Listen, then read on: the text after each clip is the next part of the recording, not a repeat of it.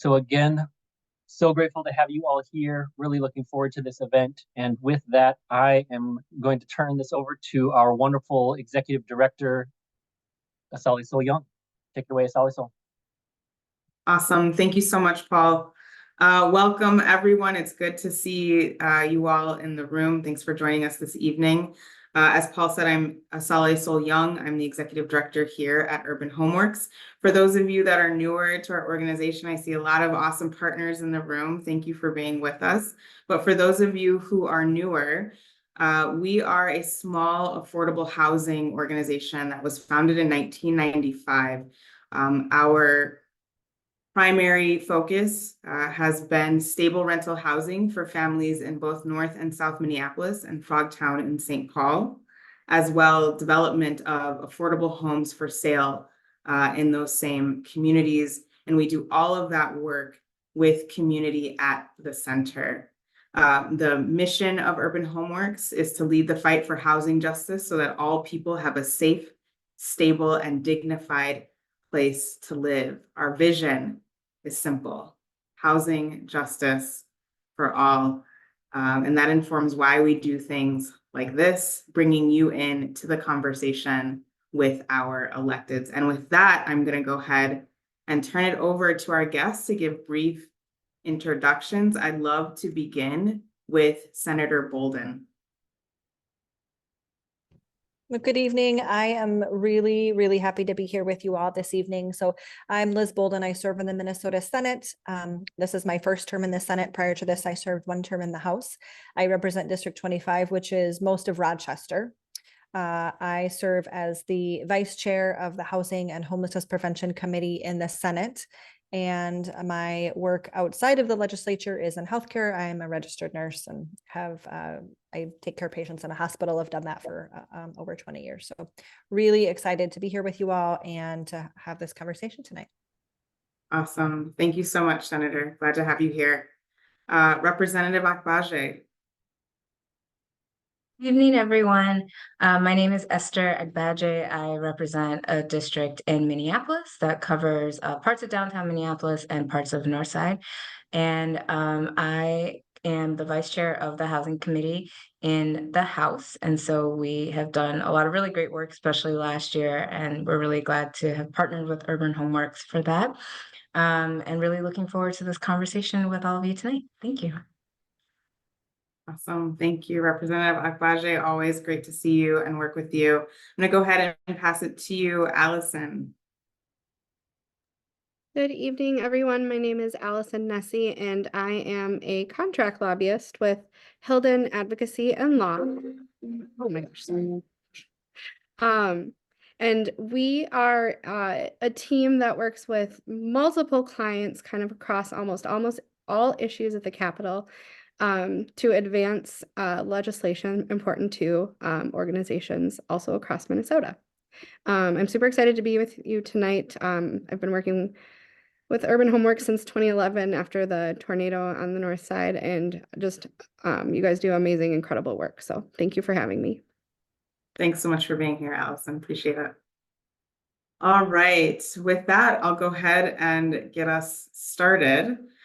So just to kind of let folks know what the format is going to be this evening, I'll ask the representative some questions to get into their legislative focus, and then we'll also have time for you, the audience, to ask questions as well. So get those ready as you listen to the conversation.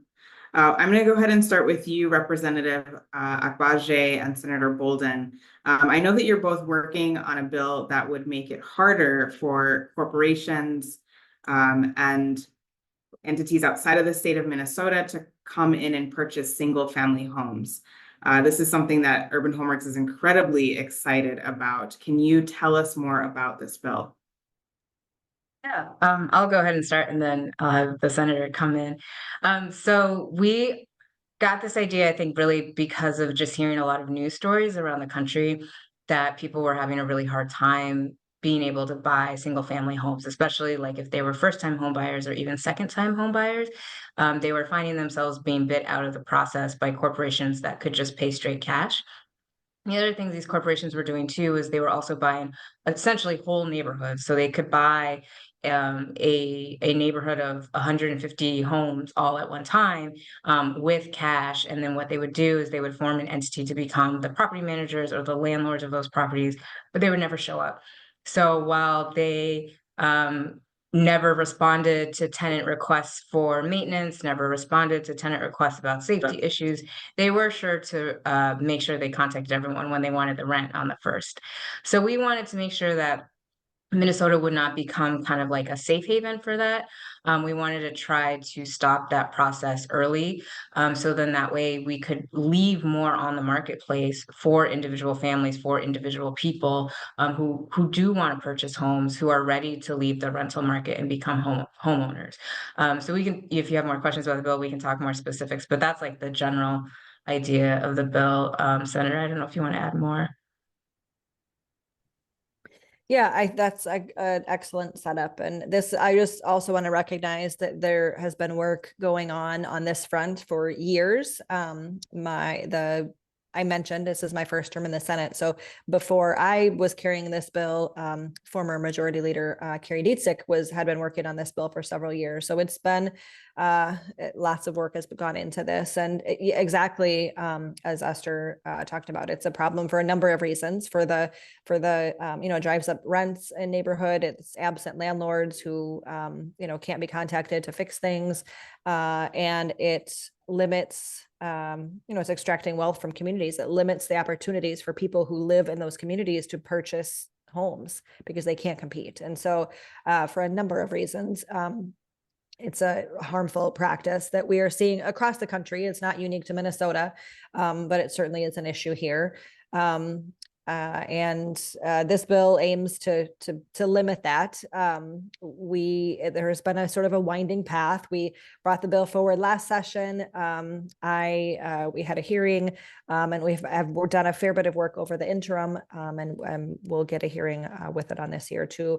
The details of it will look a little bit different in the House versus the Senate to start, just because we have to have something that we can pass, and the makeup of our members are a little bit different. And so in the Senate, it will be a little, we'll do sort of a layered approach to really disincentivize the practice. I'm adding in some fees and some additional pieces to help disincentivize it. But that's the gist of it, that we're really trying to limit this harmful practice. That's great. And I know that our audience is going to have a lot of questions about that. And I have some as well, but quickly, just want to give Senator Mohamed a chance to introduce yourself. Thank you for joining us.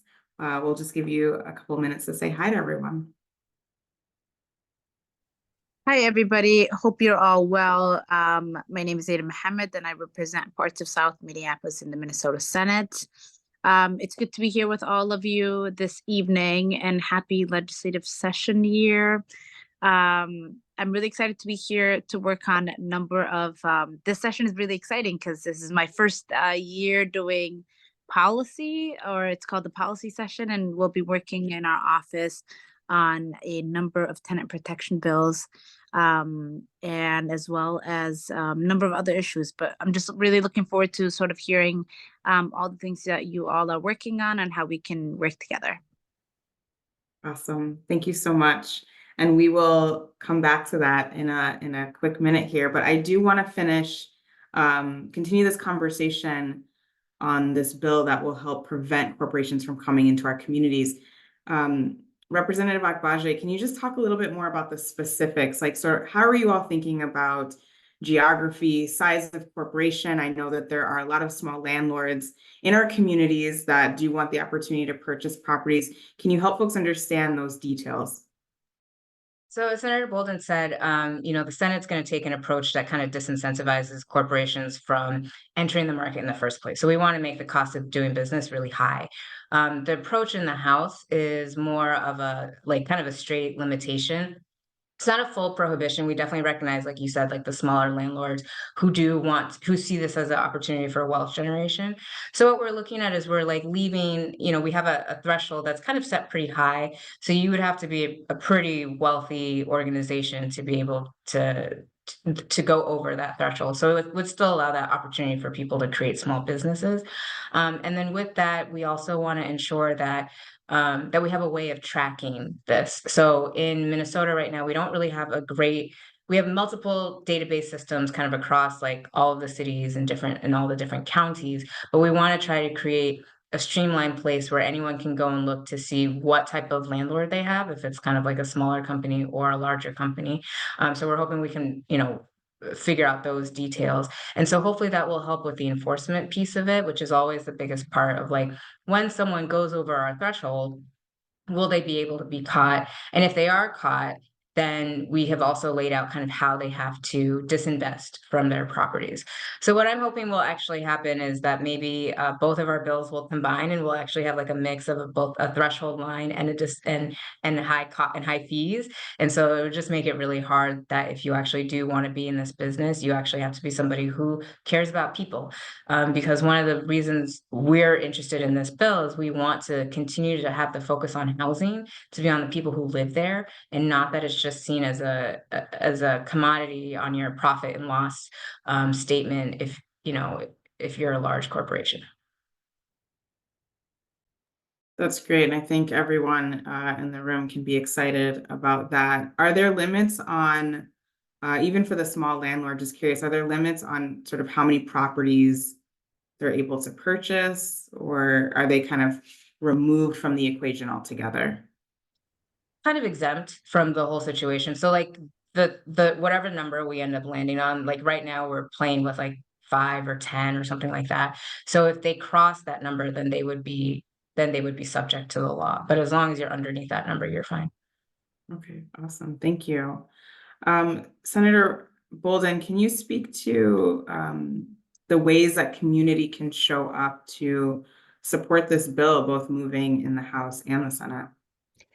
Yeah, absolutely. That's such a key piece of this. Because we all are working in the Capitol, but we're sort of really the last part of this process. And so it really is important for community to be involved as well. And I'll just note that part of the way we've gotten to this point is from getting input from community and hearing from community that this is a problem, this is an issue.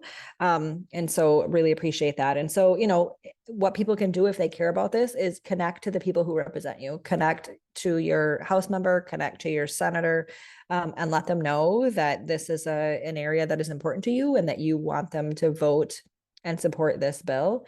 If people are very excited about it and would like to testify in committee, we would welcome that. I think I'll speak for myself. I would welcome that. And so, certainly connect with me as well when we get a hearing. Happy to have people either testify in person or via Zoom, or write a letter of support is also useful. And maybe the last thing I'll say is to, talk to this is an example of that. So talk to other people who are sort of in this space to raise the issue and let them know that, hey, there's legislation being worked on about this, and to get other people to speak up as well. As legislators, we read all of our emails. When people are reaching out to us, we see that, and it matters, especially from those who are our constituents. Those voices matter the most to us. We work for you, and so really sharing your views is really, really important. Thank you for that. Representative Agbaje, as you are thinking and strategizing about getting this bill passed, what are some of the pieces of opposition that you're most concerned about? What are the roadblocks that you anticipate? I mean, already, I think the biggest roadblocks are folks who, continue to see wealth building, and they see this as maybe a way of blocking that for some communities. And that's really not the intention. I mean, what the idea is really supposed to be about is ensuring that families have a place to call home. First time home buyers have access to the marketplace, and they can actually afford something, and wanting to kind of bring prices down, right? Thinking about like the affordability aspect of like who actually has the access and capability to purchase a home. But yeah, but a lot of the opposition sort of comes from that perspective of like, you might be taking away my rights to have a corporation, my rights to make money. But I kind of counter of like, well, what about people's rights to build their home? And so I think that's really the conversation that we'll have to have with folks. For the most part, I think that's most people understand the purpose of the bill. I think then they sort of approach us with different ways to get at that, which may not necessarily hit the heart of the issue. And so I'm always open to ideas. I think through this whole process, it'll be a pretty iterative process. And, you know, if someone has designed something that they think is a bit stronger to kind of, you know, block out the bad actors, but allow the good actors to thrive, I'm open to that as well. But, you know, we've just seen examples in other states around the country where if you leave this door open for too long, it just becomes almost impossible for a regular person, regardless of background, to have an opportunity to purchase a single family home. That's super helpful just to understand kind of what you all are up against. So thank you so much for sharing that with us. That, again, is a bill we're really excited about at Urban Homeworks. Representative Howard, thank you so much for joining us. I'll give you a minute to just give a quick intro. Hi, everybody. Sorry to be a little late. It's our second day of legislative session, and we're already kind of in the throngs of it. But it's great to be with this group again.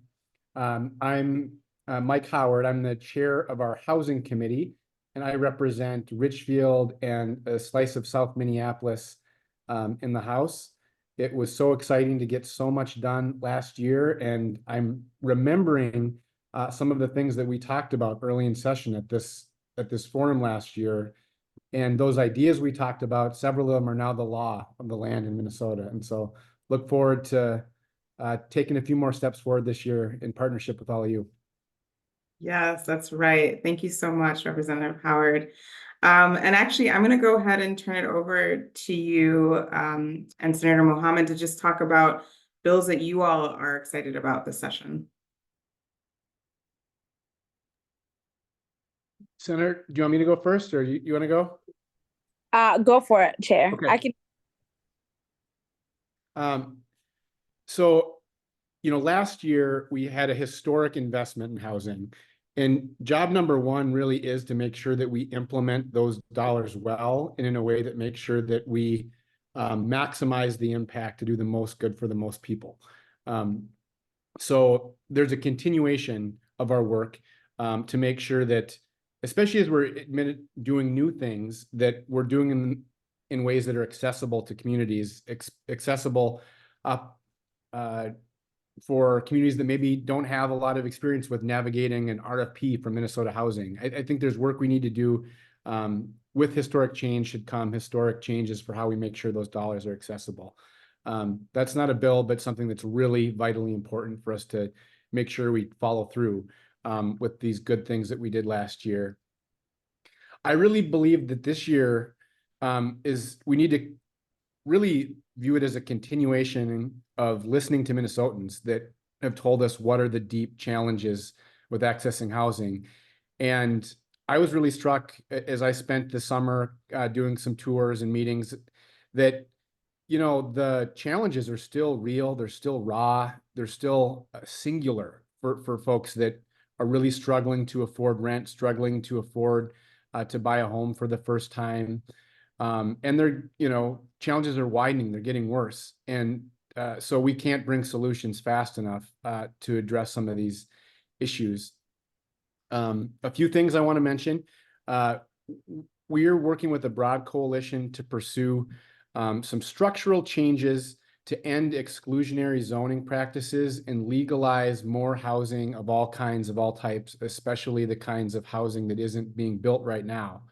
You know, the notion of affording a starter home, so to speak, is just sort of evaporating for families. And there's all kinds of city zoning rules that make it harder to build homes, or really are modern day redlining, to be quite honest, in terms of allowing for only sort of McMansions to be built. So we're pursuing a menu of changes that we believe will help unlock the production of more homes, and especially the production of more homes that are affordable. and doing that alongside a really rare but big coalition that includes both affordable housing advocates, for-profit housing folks, our labor unions, our climate and environmental justice organizations, our faith-based groups.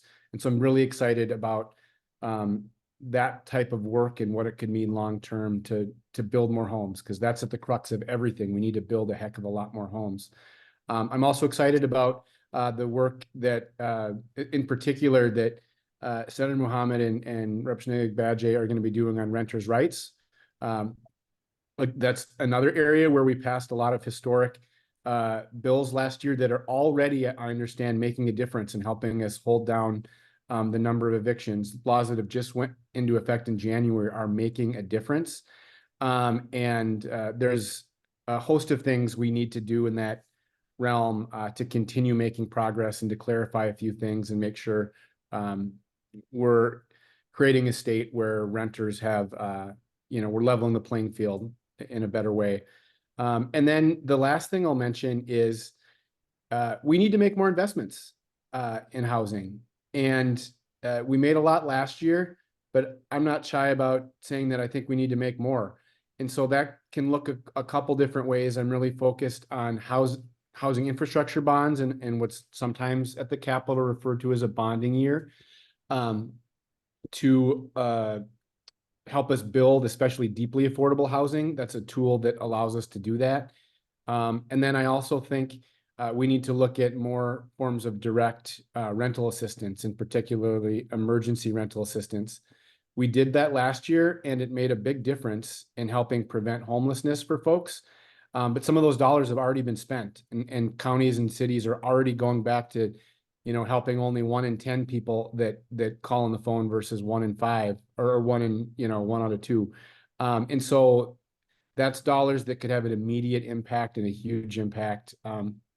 So we need to keep our eye on the ball there, to look to the horizon. How do we keep making the structural changes and investments we need to create a state where everyone has access to an affordable home? I could keep going, but I will stop. Yeah, I was going to say, that's great. That's a lot. Thank you so much for giving us that rundown.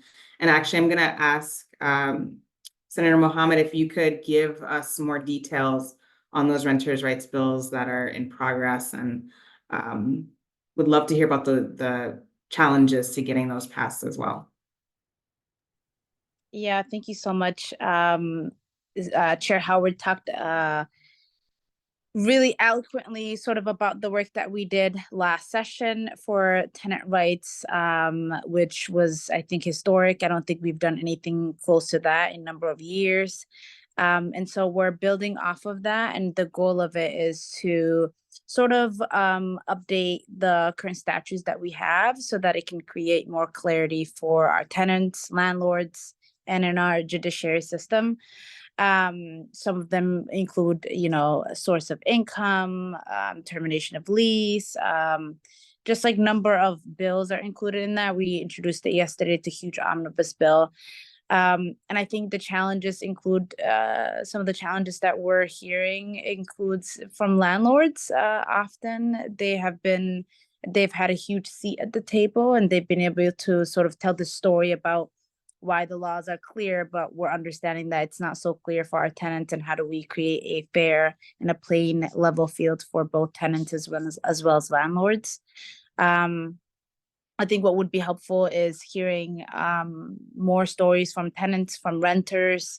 So because I think in our committee, especially in the Senate, what drives us is those stories. Those help us recreate the laws and ensuring that they're more equitable.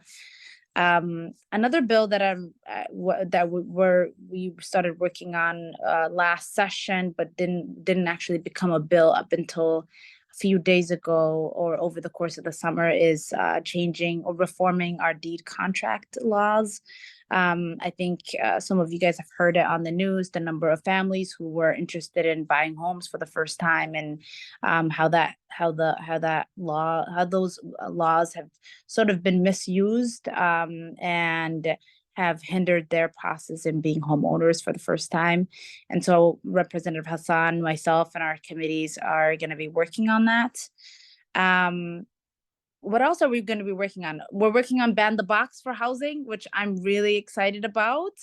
And I'm really hoping that we get it across the finish line. Of course, people have different perspectives on Ban the Box, whether it's in employment or in housing. Representative Agbaje and I are and working on that, and it's a story that we heard from coalitions over the summer, and so hopefully we'll get that across the finish line. Those And are for just those that are, sorry, less familiar, can you just explain what Ban the Box is? Yeah, it's sort of it's basically what it does is when an individual is going to go and apply for a lease in an apartment, often landlords will just run their background check and eliminate them from the process, and this would allow the individual to go through the process, and if they do qualify for the housing, then a background can be ran, but we should not do that prior to knowing whether the individual can qualify or not. This often is a process that is targeted. It targets formerly incarcerated folks. They've been, people who don't commit really tough crimes or don't even often are not criminals, are the ones who are treated as such. And our belief is if somebody has gone through our judiciary system, has served their time, is back in society, they deserve a roof over their heads. That's right. Awesome. Thank you so much. Really appreciate that very robust rundown, y'all. Participants, audience, I hope y'all are tracking and taking notes. As I said at the beginning, I will be turning it over to you for questions here. You can start to put those in the chat just while we talk. So please get those ready. I know I saw a bring it home question. So Representative Howard, I'm gonna have you just kind of get ready for that. We're not gonna go there yet, but just so you know that one is coming down the pipe. I'm going to turn it over to you, Alysen, for a little bit here to kind of talk about this process. We have a lot of folks in the room who are hearing about these amazing bills, and Senator Bolden kind of gave us some examples of how folks can show up. But what is really the process? Help folks understand the process of turning a bill into law in the state of Minnesota. Awesome, thank you. Well, I will not subject you to me singing Schoolhouse Rock, how a bill becomes law. It released in 1976, it's still accurate. And frankly, there's many ways bills or ideas can become bills and then become laws. But if you're an individual or constituent with an idea for a change that you want to see, the first thing I would recommend is one, frankly, to make sure the state is the right place to go with your issue. Sometimes you might have a problem and a concern, or you want to fix something, but it turns out, oh, that's actually the county or the city, or the state. And that way you can know which level of government oversees that thing you're trying to address. And then you can effectively work at that level. But if it's at the state, I would frankly first recommend meeting with your senator and your representative. I know that those that are with us today, really prioritize meeting with constituents, and I don't want to speak for them, and I've never been an elected official myself, but they want to hear from their constituents and address the challenges that you're facing. That's why most people run for office, and if they're not hearing from you, they're hearing from paid lobbyists. So it's really important for people to engage with their senators and their representatives. And what comes next? Well, if it's something that your legislator is interested in working on, or says, oh, my colleague might be really interested in that, they have access to a research body in the House and then counsel in the Senate. And those people are like experts in state laws and statutes. And they are able to take an idea or a concept and then provide guidance on what a bill or language could look like to get your issue addressed. And then from that, then you get an author hopefully. And then you drop your bill. I'm using lingo that is really only relevant in 2 buildings. But you put your bill in a basket and then it gets introduced as an actual bill with a number on it. And then you're able to meet with members across the legislature to talk to them and brief them about what you're working on. Your bill would be referred to a specific committee that has jurisdiction, maybe not final jurisdiction, but jurisdiction over the issue. And you would focus on meeting with members of that committee. And then those committees hold hearings, and then that's kind of the whole process. It can be very complex. It can also be more simple, but most of the times it is complex. And there are thousands of bills that are introduced and only so many can get hearings. So it is quite a process, but that's my quickest summary. That was incredibly thorough. And again, I hope folks are taking notes in the audience, but we'll kind of try to whittle that down a little bit. As a lobbyist, are there tactics that everyday citizens can use to help our voices just ring out a little bit louder in the mix of all, like you said, there's a lot of proposals on the table. How do you stand out when you're not coming as an organization, you're just coming as a person? I would recommend meeting with, as I said, your strongest connection is with the senator and the representative that represents you and your neighbors. And so working with them to identify what other members might be facing the same issues in their districts, and then meeting with them and following the committee where your issue lives, following that, seeing the discussions that they're having, getting to know what members are saying. You never know what you're going to learn listening to a committee. A lot of members share personal stories, anecdotes, etc., about things about themselves or their district, and it's almost kind of like creating a quilt, frankly. I would also highly recommend practicing patience and understanding that the legislative process is very fluid. It is very complex, and as I said, overwhelming, can feel overwhelming. But there's also a really friendly community of lobbyists and advocates at the Capitol every day. And if you're an individual and you're standing in the Capitol floor and there's a bunch of people standing there, like, ask them questions. It's the people's house. We're all trying to do the same work. And frankly, most everyone is ready to help. I would also say, as an individual, it's really important to look at what if there's an organization or a coalition that is working on your issue. Coalition work, yes, it's messy, but when they come together and get on the same page around advancing issues that may be reflective of what you are trying to do, you're making the lives of legislators easier when you're working in coalition together, but also it just has there's strength in numbers. And also fully understanding that your full ask, your dream outcome of any legislation is very rare. Each issue has a large contingency of interested parties, and they track things, and lawmakers have a lot of people they need to listen to when weighing final outcomes and decisions. So just being mindful of that. The inability to compromise can really kill some really good ideas.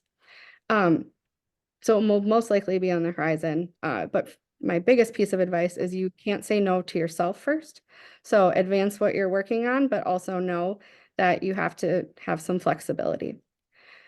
And lastly, be mindful too that members have things coming at them, like maybe 2 things in the same minute of every day.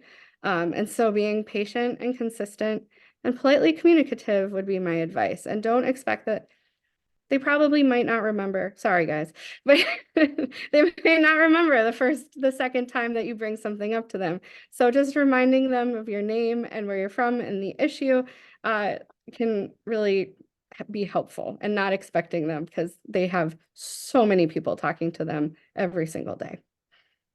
That's great, Alysen. Thank you. I would say persistence is key. And on the piece about coalitions, just collaborating, even if it is simply with other neighbors.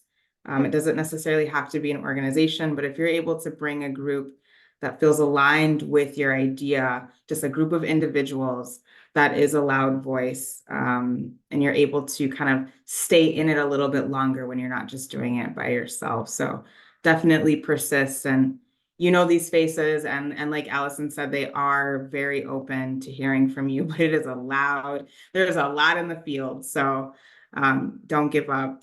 I love that. I love what you said. Don't say no to yourself first, right? That's an automatic, not going to happen. With that, I'm gonna turn it over to you, legislators, to kind of talk about your process and how you're thinking about letting community lead in terms of the legislation that you craft and things like that. So I'll just go around and give everyone an opportunity to speak on these questions. My first question is, what does it mean for you to say that legislation starts with community? And I'm going to kick it off with Senator Bolden. Yeah, I appreciate that question. I mean, I think to me, it's things like this. It's in the ways that, when it's community members who bring us bill ideas. I mean, those are some of the, my favorite bills to work on. It's, and as Alysen said so well, bills can come in different ways. Sometimes it's something that, I might think of, but many times it's things that community brings to me that says, hey, this is an issue. This is a problem for us. This is a challenge. Can you help us solve this problem?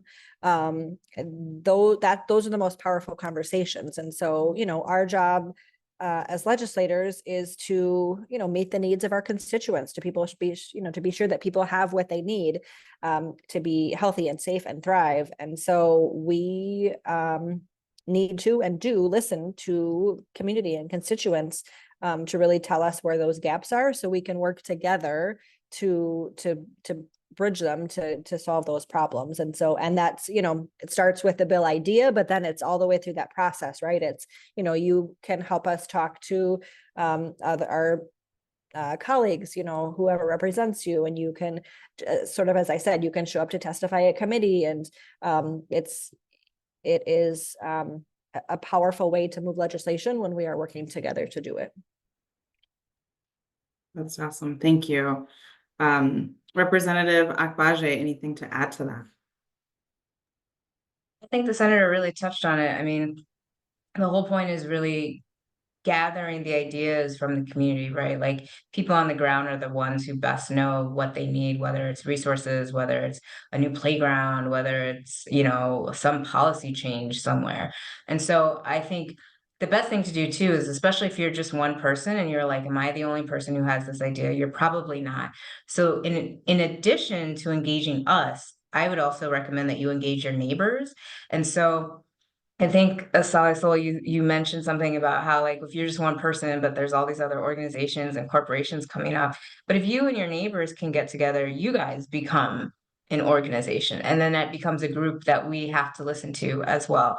And so I think, like, engaging your neighbors, engaging your community, and then coming as a group to us helps us much more readily define, like, oh yeah, this is something that we definitely need to be listening to, figuring out how we can work with you to get to some type of resolution. So that, to me, is what it means, like, when something is coming from community and growing from community. And I think all of us too on this call are really people who are engaged in our communities. Like, we just don't really like sit back. Like, we're in spaces, we're in, community centers, we're in worship spaces, we're in businesses, we're in, schools, the grocery stores, wherever it is. And, like, we do our best to stay engaged. And so I'm hopeful that that allows us to, like, hear you guys, like, in real time. But if we're not, of course, continue to reach out. That's super helpful. Thank you so much.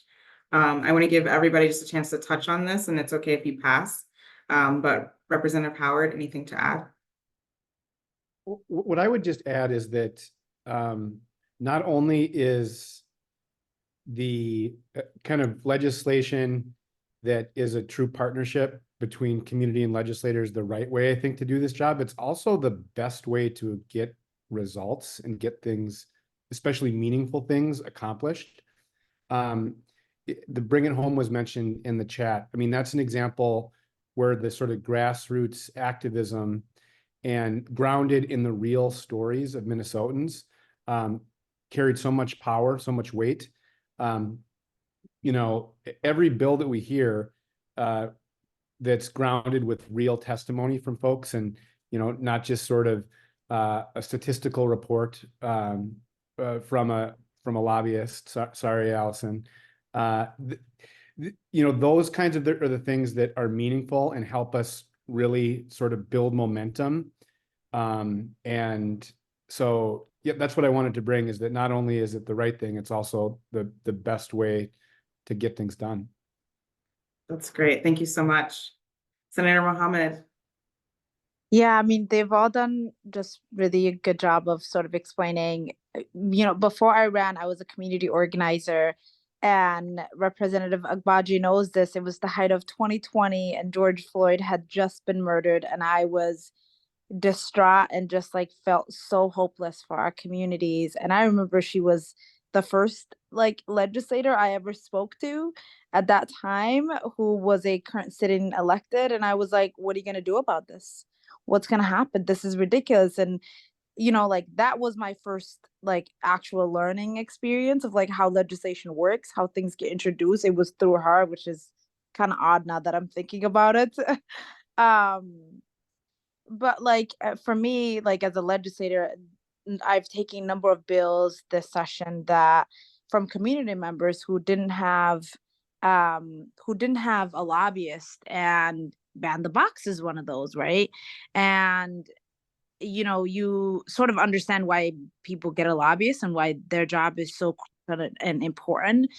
And you also start to understand why like our communities who often don't understand the process, why we're here, and the fact that like part of my role as a legislator is to help them navigate the system and help them understand and be their lobbyist in some way, shape, or form. And so I would say like right now our state is so diverse, and we have such an amazing elected body that is representative of the people of Minnesota. And just talk to your legislators and just communicate with them. It's really crucial. Appreciate that. Thank you so much. You know, there oftentimes, and we've kind of touched on this a little bit, but it feels like there are barriers to folks in trying to just get access to you. Whether, you know, we've talked about email communication, even just showing up to your office. Are there ways that you and your colleagues can remove barriers for, again, particularly for individuals, but community organizations as well? And Senator Mohamed, if it's okay, I'm going to go ahead and start with you this time. You know, I would say for me, and I don't know if this is a mistake, maybe it's not. I'm still so new, so I'm that person who gives my cell phone number out, and I'm starting to realize why it is a problem. But I would say just come to our office and send.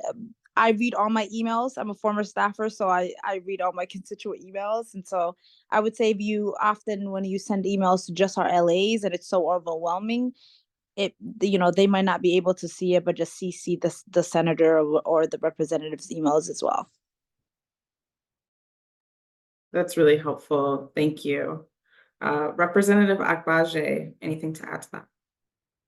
Yeah, I think another way that we try to break down barriers, especially in our district, and I am in a district where the representative on the other side, Representative Fooley, and then our Senator Bobby Joe Champion, the three of us come together every couple of months and throw a really big town hall where everyone in the district is invited. We provide food. It's usually in the evening, so it's after work for folks. And it's a good opportunity for people to come and voice like right in their community, whatever their questions are, whatever their issues are, whatever they want to say to us. And so, you know, I think we found those helpful. We've definitely collected a number of ideas at those town halls that we've hosted. And, you know, and I think the other thing I've tried to do too, in conjunction with other colleagues, is when we do have a big program that we put out, to try to figure out if there's a way to create some access points to it within the district. And so back when we did a lot of the rent help for emergency rental assistance at the height of the pandemic, you know, I set up 3 pop-ups on the north side to help people be able to apply to that, to the rental assistance. So it's hard to do those ideas all the time because, as everyone says, we're super busy. But when you can come together with other folks to help you organize those types of things, I think it's shown to be really effective at getting people who, you know, even though the Capitol is open to them, either the Capitol is far away, they're working, or they may even still feel a little bit intimidated of coming up here. So we try to bring the Capitol to them when we can. That's great. Thank you so much. Representative Howard. I would agree with everything was said, but I'd also say that it's an area where we do need to get better. You know, I think that the legislature, as Representative Agbaje just mentioned, can be an intimidating place, especially if you haven't been there before. I've seen progress since I've been a representative. This is my third term. But we as legislators really need to set intentionality about making our committee hearings, our meetings with community folks, a inviting and welcoming place. In an environment where there might be some folks that we don't have control of that will intentionally, you know, not take that same approach. And so I'm just naming that that's a challenge that I think with intention we need to get better. One specific thing as an example is right now in the House, not every House committee can have virtual committee hearings. Like my housing committee, it's very rare I'm able to have a virtual committee hearing. Yet my committee time when I meet is Tuesday and Wednesday, you know, in the middle of the day. That might not be a convenient time for someone to come and testify and share their story. And so that's just naming that there's more progress we need to make, and would value feedback from you all about what has worked well, what hasn't worked well when you've tried to do some advocacy. That's a fair question. I think one of the things that I want to throw at you, and for you to even add to your response, Senator Bolden, is, you know, what kind of presentation is helpful to hear from an everyday citizen? You know, should they come with like a dissertation? Should they come with a PowerPoint? Should they come with, you know, images?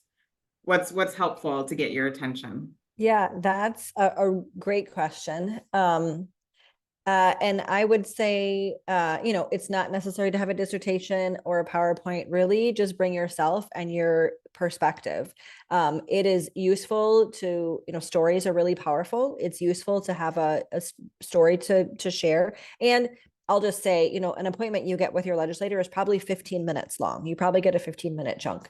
And so you're not going to have a whole lot of time to, you know, give a dissertation. And you don't need to. I mean, really what we want to hear is what is your issue? How has it impacted your life? So tell us the story of why it is important to you, why it matters to you, how it has affected your life.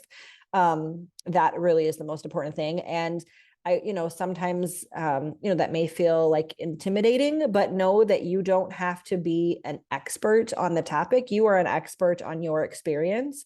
And that is the story that you need to tell. You know, we have resources at our fingertips of, you know, research teams and as was mentioned. And so, you know, we can get into the, you know, we have resources to be able to get into the weeds and the details.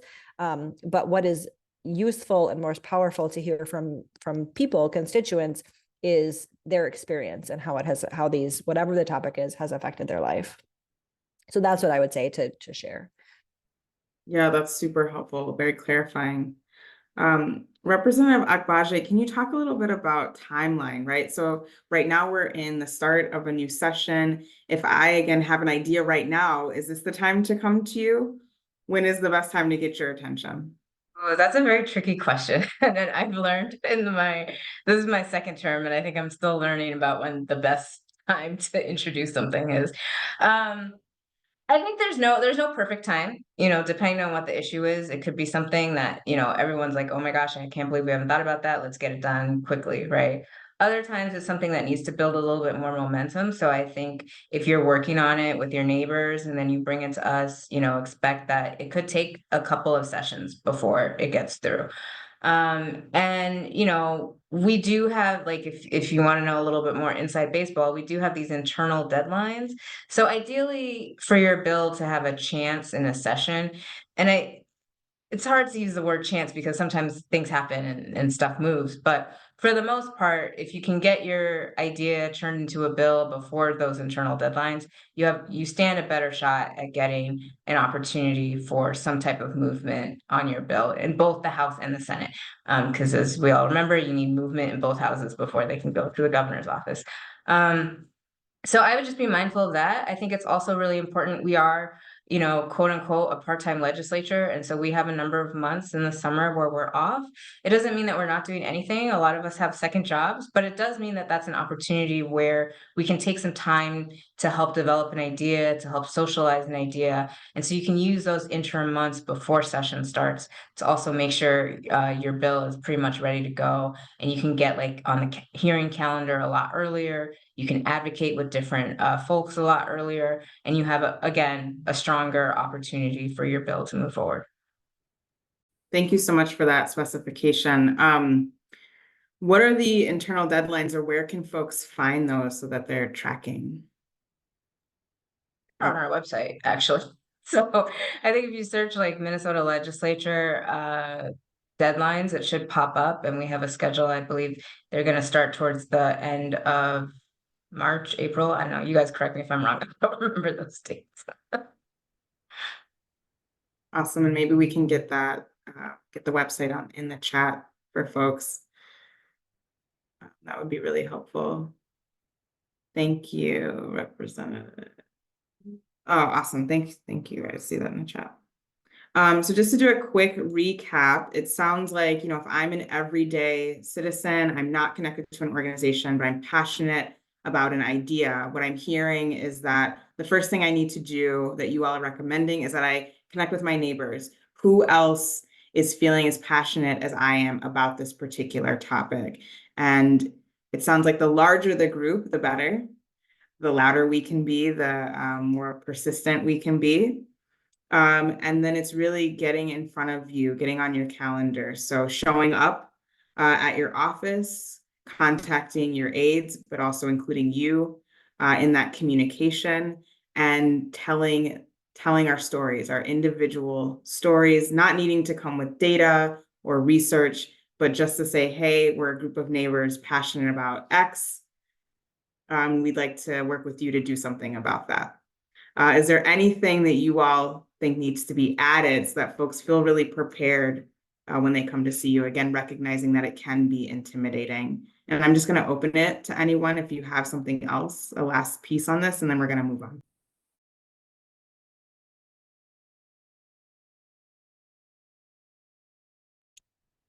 Awesome. Sounds like we got it right.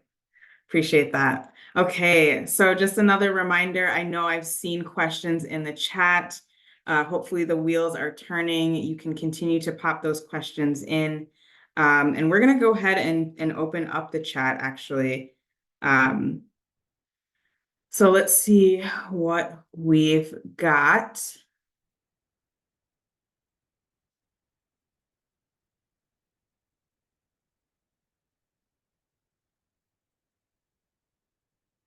Okay, so this is a question around legalizing housing, the different types of housing. I believe it was Representative Howard that started talking about this. And the conversations around legalizing housing to increase supply, is there talk of eliminating single family only zoning throughout the state? That is one of the features of the bill that we're moving forward, and the package of bills that we're calling Minnesotans for More Homes initiative. And one of we need to be building more homes of all kinds, of all places, and that means things like duplexes, triplexes, fourplexes, and even greater density, especially when we're talking about building near transit corridors. And we've seen the success of this in our state, on Minneapolis and some of the things they move forward, and in other areas of the country. And so we really feel it as a way to legalize the kinds of housing choices that Minnesotans want.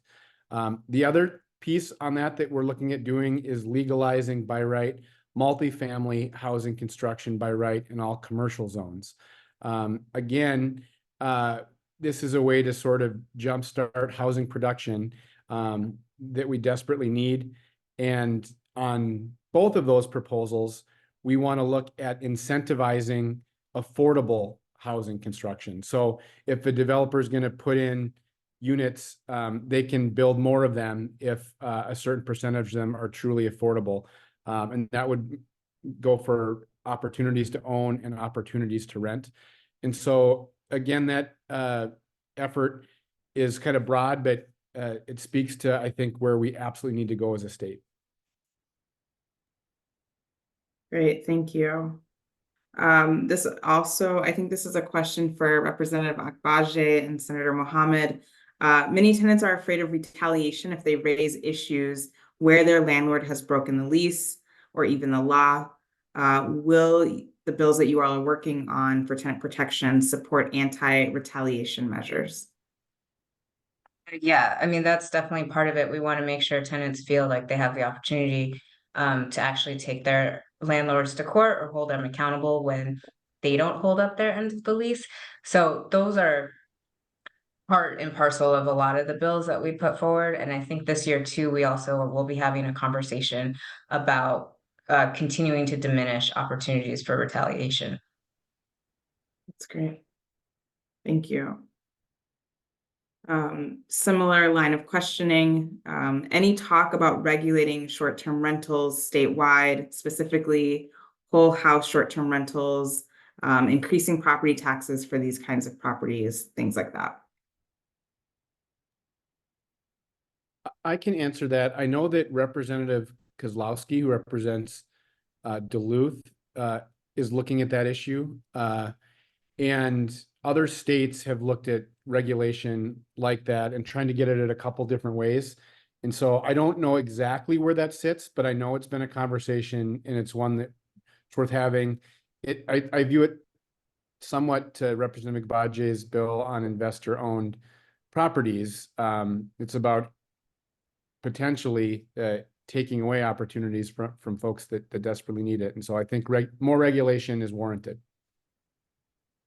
Awesome, thank you. Representative Mohamed, will ban the box give those who have made a positive transition back into the community the opportunity or government subsidized, the opportunity for public and or government subsidized housing? It doesn't hinder that if they qualify for that. I think the goal of it is to make sure that landlords are not discriminating against these folks based on their background, as the law is. Great, thank you. Alysen, we have a question for you. Can you explain the new lobbying laws and how that impacts on profits, coalitions, and individuals? Thank you for that question, whoever popped that in there. That is a very good question. I think there is confusion. There was confusion. The Campaign Finance Board has provided some guidance that, and frankly, we can send what we put together to Urban Homeworks, and you can send it out. But it really, it's really addressing local government lobbying. And kind of making sure that that's a bit more transparent, particularly for folks who do a lot of business with cities. It doesn't actually change, like how it reads on its face is that anyone who has a meeting with a legislator would need to register as a lobbyist, and that's just not the case. So it doesn't really change how people engage at the Capitol. Nonprofits, can advocate at the Capitol for nonprofits are not omitted from lobbying. They just need to track their hours and not go over 40 hours a month. That's the threshold. And so a lot of confusion around the new laws. It's really targeted towards local government, but we'll send out the clarifying language to you all. Appreciate that. There's been lots of confusion and questions, so that will help a lot of folks. Thank Yeah, you. it really freaked a lot of people out at first, myself included. Yes, ditto. This is for you, Representative Howard. Bring It Home was a start, a big start. I think we all agree that it was a very significant start, but how are we going to ensure that voucher holders are able to use those vouchers, that they aren't being discriminated against? I think that's the first question, and there's a second part to that question. First, I just want to thank everyone who advocated and worked on Bring It Home with me and with Senator Mohamed, who is the author in the Senate. And because of our collective work, we are going to fund more than 5,000 state-based housing vouchers across the state. And that's going to be life-changing for 5,000 families. What I would say on that also, though, is that we know that about 200,000 Minnesotans who qualify for a Section 8 voucher don't receive one. So it just speaks to that we have more to do on the funding side as well. And that's one where Senator Mohamed and I are working closely with the agency to implement Bring It Home well, to make sure that those vouchers are accessible. The question, though, is a super important one. And I believe Senator Mohamed highlighted the piece of legislation that we're working on to address this, which is to ban discrimination based on source of income. Minneapolis has an ordinance to do this that was just upheld by the courts. We absolutely need to do it at the state level, especially because we're funding more of these state-based housing vouchers. And to how we get this passed, talking to your legislator, talking on your own social media, just sounding the alarm as much as you can, and working with partners here at Urban Homeworks and others can all help. I think it's one where a rising swell of grassroots sort of demanding to the legislature, this is time for action, will help us get there. Know that you've got a lot of folks pulling together on this one. I would say on the tenant rights front, it's probably the top priority for a lot of folks to get this done this year. That's great, Representative Howard. Would you recommend that folks testify, or is this a good time for folks to come show up? Absolutely. And it's one where the legislative process for how we might navigate this is a little unclear. It's why, back to how do we make this place accessible? It's on legislators to give you all some time and warning when we're going to hold a hearing, et cetera, that kind of thing. But I think having people at the Capitol talking about this is a big help. And things that get discussed behind closed doors or quietly, those are the kinds of things that are easier to squash for interest to come in, and frankly, that's a little bit what happened on this last year. But the more we can sort of put sunlight onto an issue that's important to communities, the better, and strengthens the hands of legislators like you have on this call to say now's the time. That's great. Thank you. And I know, just continuing this line of questioning, I know a lot of folks are also interested in, like you said, getting more people access to Bring It Home. What is the path forward for that? So currently, Minnesota Housing is in the process of standing up this new program that the legislature funded last year, and that is going to take time. We have heard from the state agency that they think it would be more towards the later part of this year that vouchers will be available. So what that work process looks like for the state agency is still a little TBD. They're working closely with some of the advocates, the core folks that passed the bill. And functionally, how this will work is resources and vouchers will be available and administered by local public housing authorities, the same folks that already administer Section 8. So in principle, the entities that administer vouchers will have some sort of process to make those available. It's valuable to hear perspectives and think through how we do that accessibly and in a fair way, because of course we know that the need far outweighs even what we're going to be able to provide with 5,000 vouchers. And so I wish I had more specific details, but it's one that we need to keep working on together. Are you able to give details on just even those 5,000? Are they still available? Are families able to access those, and how can they do that? So those are the vouchers. Hopefully by the end of this year or near the end of this year, those 5,000 vouchers will start to be available. There isn't like a current waiting list or a current place for folks to go to sign up yet. That is part of the work that's ongoing between Minnesota Housing and public housing authorities. And it's incumbent, I think, on legislators to make sure that those systems are built in a way that's accessible for folks. Again, I wish I knew for sure to tell you exactly what the process is going to be. It's still being built, but folks haven't missed out on an opportunity yet. Okay, that's great to hear, and we'll stay on top of it and share information as we get it. Representative Agbaje, the corporate speculation bill on single-family homes is great, so people support that. Can you talk a little bit more about the possibility of a statewide database to understand who owns rental property? Of course. So that's kind of a piece about this and the enforcement question that we get, because it's true, a lot of people think it's a good idea, but they're like, how will you know like who's a corporation and who's not? So what we want to do with kind of running a parallel statewide database is that there could be a database where, whether it's the agency or cities and counties, like as they're doing different licenses or structures, that they're adding to this database of who owns which properties. Kind of the same way I think like property taxes are sort of delineated.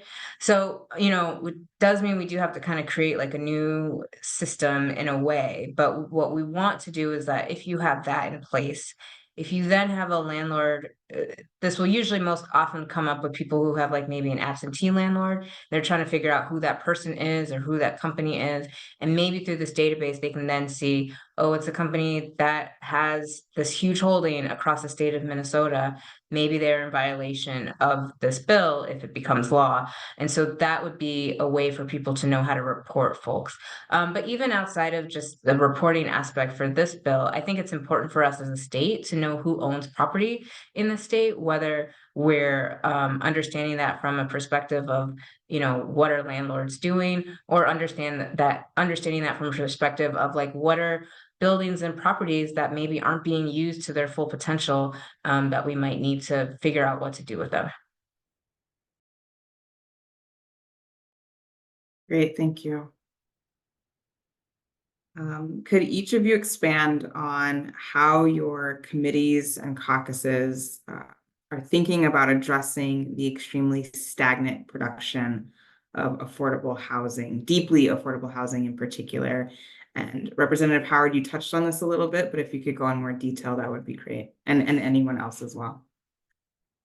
It's a great question and names what is absolutely true, that we have a big housing shortage, but nowhere is it more pronounced than deeply affordable for our low-income renters.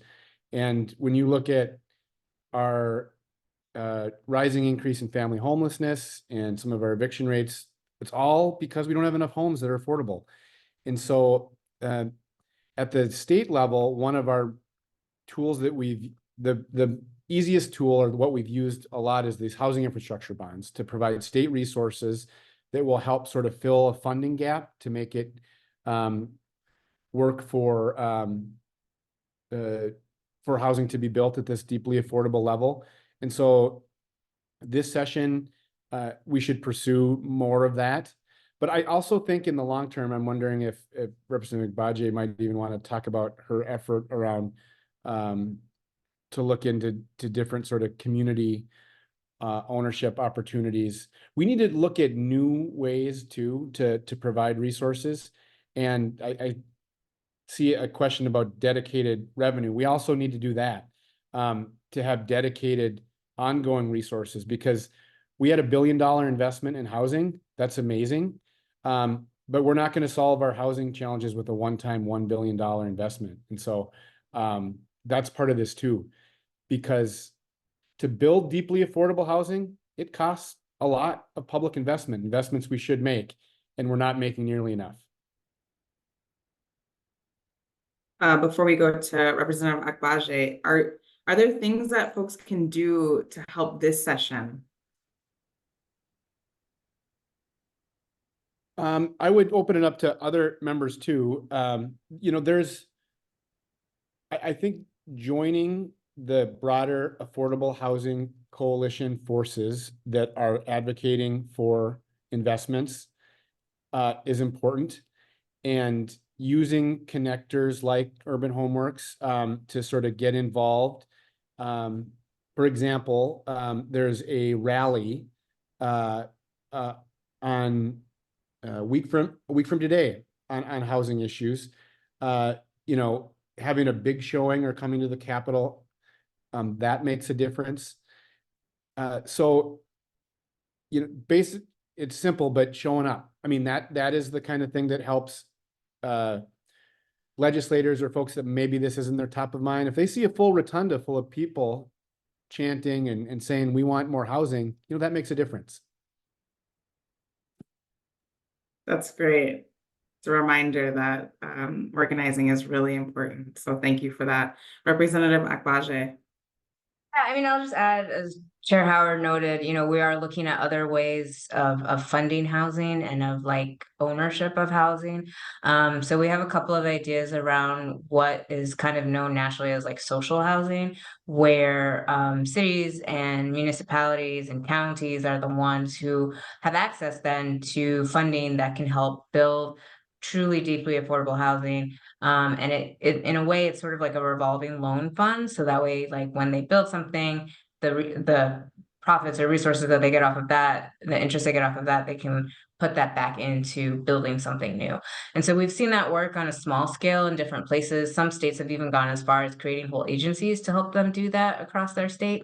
So we're looking at that opportunity. We're also looking at ways for co-ops to be more affordable for people. And then just kind of thinking through with a lot of the zoning laws we've talked about, is just like the types of homes people want to build. You know, I think conversations down the road will have to talk about like, what do new family structures look like? And so what type of spaces will they need? We know not everyone fits the, you know, quote unquote traditional American model of a single family home, you know, 2 parents and like 2.5 kids and a dog, right? So like we've got multi-generational families, we've got people who want to live with their friends, we've got people who are creating maybe a system with their siblings or their cousins. So it just depends, and we want to make sure that we're building housing that accommodates all different types of family structures. That's great. Thank you so much. Senator Bolden.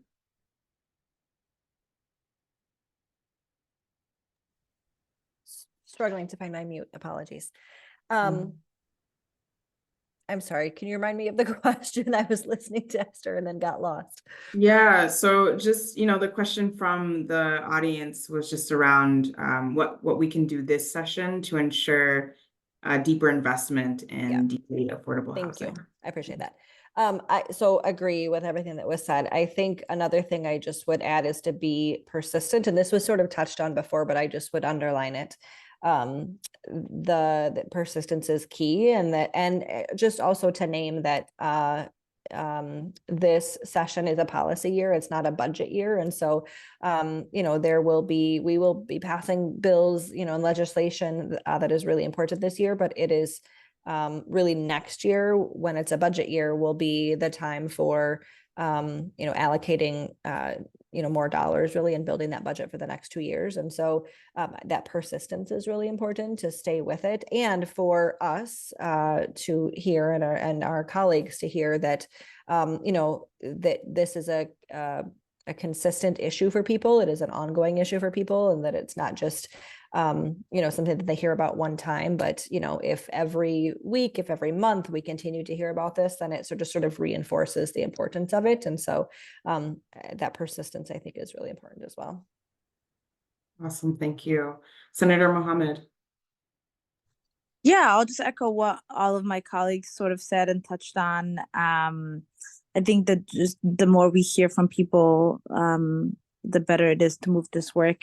I'll just plug in one more bill, which Representative Chair Howard talked a little bit about. Last year, we did bring it home, and that was really transformative, incredible, and last minute. But when you think about this work in the long term and like how do we create dedicated funding for housing, we're gonna need a constitutional. We're gonna need a question on the. I can't speak tonight.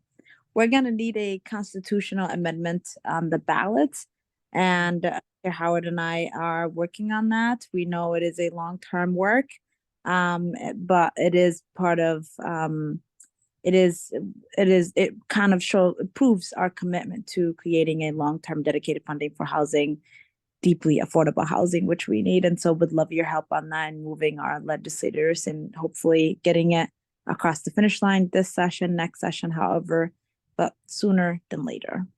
Yes. Thank you so much for bringing that up. Because of time, I'm just gonna do a quick lightning round on a handful of questions, and I'll just name the person to answer them, and we'll keep it moving. Can I testify virtually? Senator Bolden, can you answer that one? In the Senate, yes. I think in the House, I'm not sure. Looks like no. Thank you, Representative Agbaje. How can I watch the hearings if I can't attend in person? Representative Howard. There are links available, and I'm going to put them in the chat where you can find our hearing schedule. And often those you can find a video link that's available on YouTube. Perfect. Thank you. How do I sign up to testify, Representative Agbaje? So when you go to our website, find the bill, find what committee it's in, and there'll be a space on the left hand, I think, well, one side of the page, and it'll tell you to email the committee administrator and tell them you want to be on the list.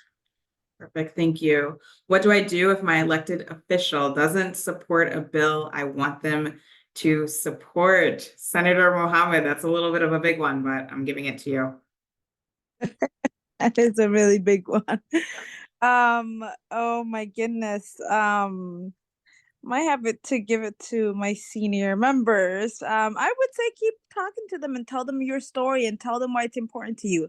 Your representative represents you and your interest, not their interest. And so it's important to remind them of why they decided to take on this role and this job, and that they're there to lead on your issues.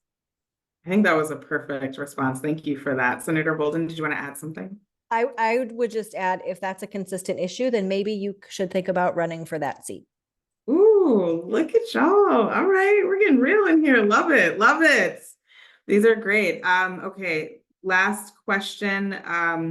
What does your housing committee, when does your housing committee meet?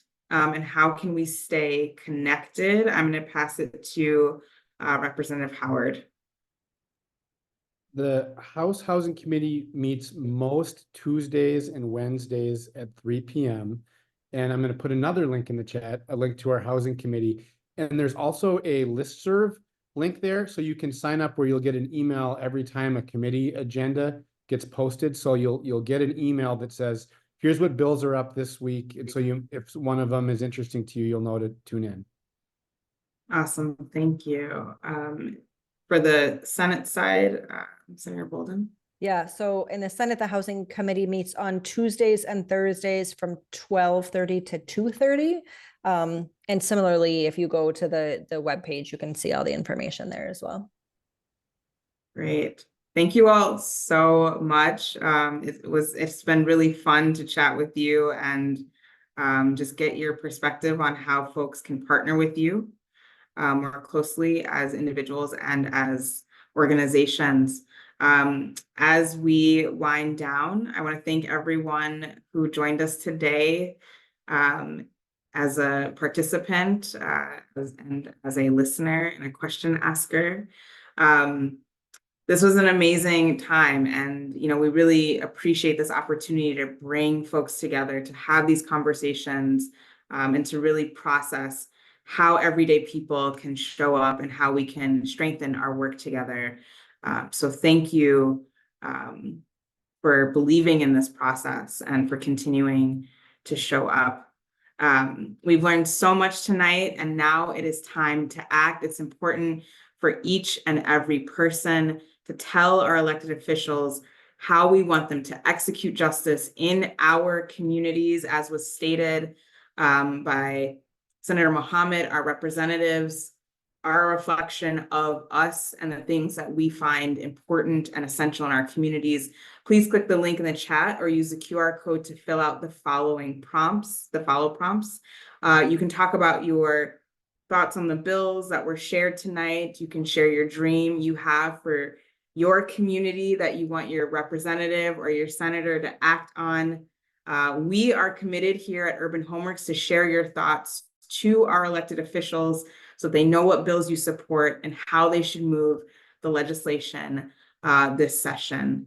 Once you've submitted your survey, throw up your favorite emojis so we can see the collective impact we're making. So I'm going to go ahead and give you a moment to do that.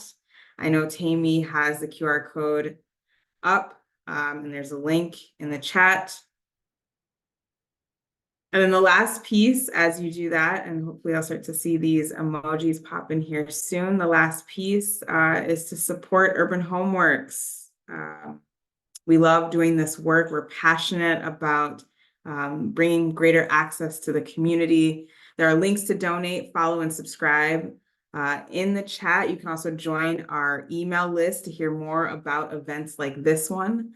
And events like this are only made possible because you believe in them, you participate in them, and you help us fund them.